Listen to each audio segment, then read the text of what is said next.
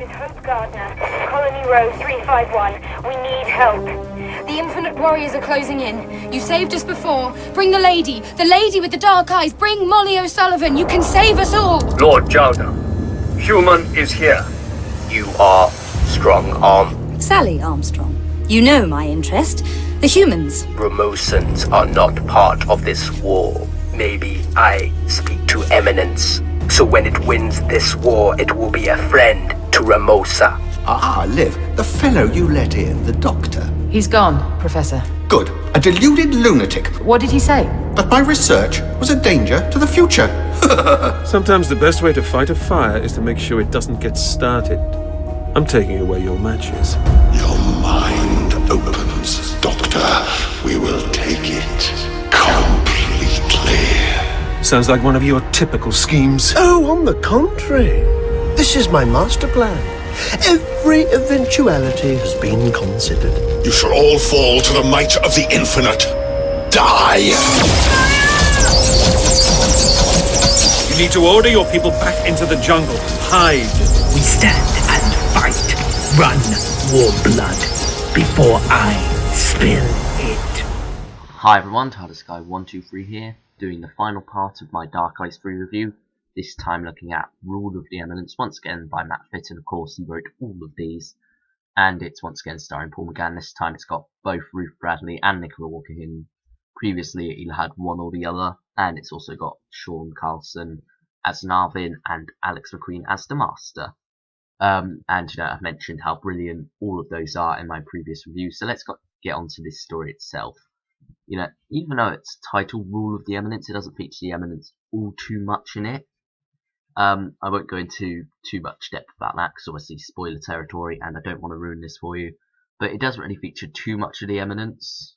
It is definitely there, and I guess you could say it's in every scene. Those of you who have listened to this will know what I'm saying there. Those of you who haven't won't. But it's very much in the background, quite literally. But anyway, it gets some good moments, but the main focus of the story is, of course, the Master versus the Doctor once again. And Ruth Bradley returns as Molly O'Sullivan from the Death of Hope, and here she's very much subservient to the Master and whatnot. I think she could have had a better role in this, I guess, but then again it could have been worse. First half of the story she very much sits out of it, and she's very much like she was in the Death of Hope, but towards the end she sort of becomes herself and whatnot. But throughout the story she's very much treated as a child in a lot of ways, and that's I'm not sure what the exact reason for that is. It does kind of make sense within the story itself, but it doesn't rub off too well on her character, unfortunately. But yeah, and you very much feel like everyone's pandering to her and whatnot. But anyway, that's besides the point. There are quite a few good revelations in this. It's a very action-packed story. It goes really fast, but not so fast that it's bad. It goes from point to point to point, and you feel that everyone has a plan. Everyone knows what they're doing, and it all goes along very well. It's a very good story, and there are quite a few twists and turns, as I may have previously mentioned. I don't know if I had, but there are quite a few things like that in here. However, one of my flaws of this would be that the story kind of like builds up and up and up through the first half. It all builds up, and then it just stops. It's kind of like that thing where you keep building up to this big moment, and then when you finally get to it, you kind of like just stop, unfortunately, which kind of like breaks the pacing a little bit. And while what happens afterwards is good, it just doesn't feel as good as the first half because of the pace and the action that was building up to that moment. And it's a bit like The End of Time, and actually this story has more than this in that's similar to The End of Time, but it's very much like that, where you're building up to that moment where the Master takes over the Earth, and then it just kind of like stops after that, and you very much it just stops basically. And you know, while you've got all the rebellion stuff going on in the background, it just doesn't feel as interesting as it was in the first half. So, well, I'll probably review the end of time eventually at a different point. But anyway, back to Rules of the Eminence. You know, it very much has that problem where it's building up and up and up until it finally reaches that point and then just stops, unfortunately. Also, I may have mentioned this in a previous review, probably the Reviled, actually, now that I think about it.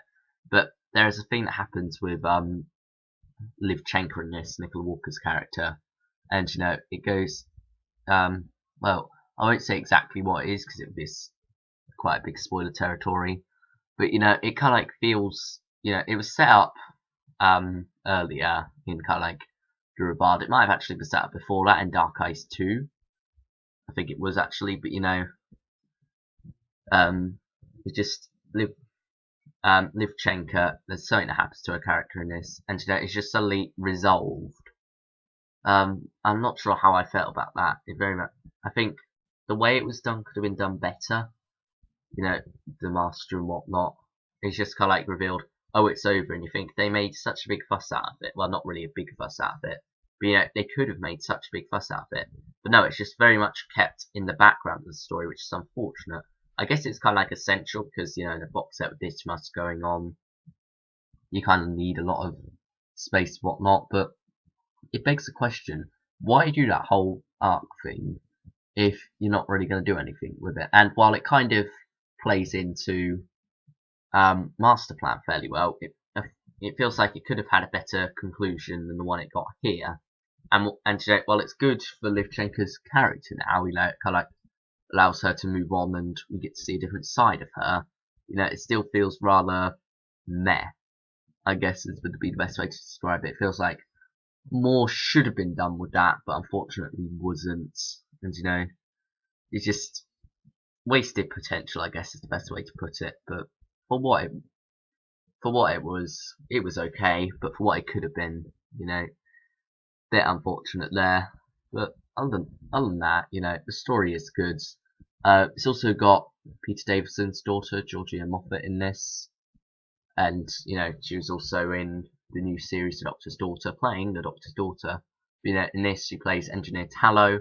She does quite a good job with that character. You know, it's standard stuff. It's not really, I wouldn't call it a cameo role. I think it was described as a cameo. I wouldn't really call it a cameo role. I wouldn't really call it a big role either. You know, she's just kind of like one of the more background characters, but is there. And, you know, something quite interesting happens with her. And, you know, I think Matt Fitton was able to create a very good character there.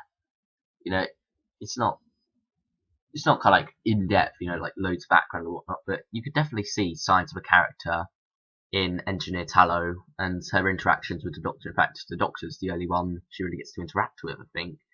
I guess she also gets a bit of stuff with Narvin. Oh, Narvin, I haven't talked about him yet, but anyway, let's finish off Engineer Tallow quickly. Yeah, she's a good character, I feel. Matt Fitton wrote her well. So yeah, now Narvin, you know, as I mentioned before, not sure whether to trust him or not for the early Dark Eyes. I haven't listened to any of the Gallifrey series, which I know he plays quite a big role in, so Gallifrey fans may have a much different opinion on him than I did going into this and coming out of it. But, you know, I think he's a very good character, and you definitely see here that he's very much going against the CIA. And one of his lines, actually this isn't too big of a spoiler, which is where he says, I may be part of the CIA, but I don't entirely agree with their methods, which is quite interesting. And, you know, while he's still on the straight and narrow near enough, he's not like the Doctor or the Master. You know, he's still very much part of Time Lord Society and whatnot. You still get the feeling that he kind of has that resentment of them and goes against them whenever he can. You know, not overly so, but just uses his position to his advantage to, you know, kind of like go against them in a way, and, well, go against their methods, more accurately, to help others. And you very much get a feeling of that here. And also, I think time travel, more throughout Dark Eyes 3 itself, rather than just Rule of the Eminence, you know, it's used quite well, actually. It's not used poorly at all. Time travel in this is used very well. You know, not like it is during Matt Smith's run and whatnot with Stephen Moffat, that feels very overused. But here, it works very well. So, yeah, I think now would be a good time to rate this story. I'd go 8 out of 10. You know, not the best of the box set, but not the worst. I think the worst would be The Reviled, which is still a good story. But, you know, ruled with the Eminence. Probably my third favourite. And at the top, I'd put Death of Hope, then Master Plan, then this, then The Reviled. So yeah, anyway, I think now's a good point to end this off on. So yeah, thanks for watching everyone, and I'll see you all next time. Next big finish review will be The Highest Science, the 7th Doctor one. I haven't done a 7th Doctor one yet, so I'm looking forward to that. And then, well, before that actually, it is the review of the 5th Doctor story Kinder. So I hope you'll join me for both those reviews, but until then, bye everyone.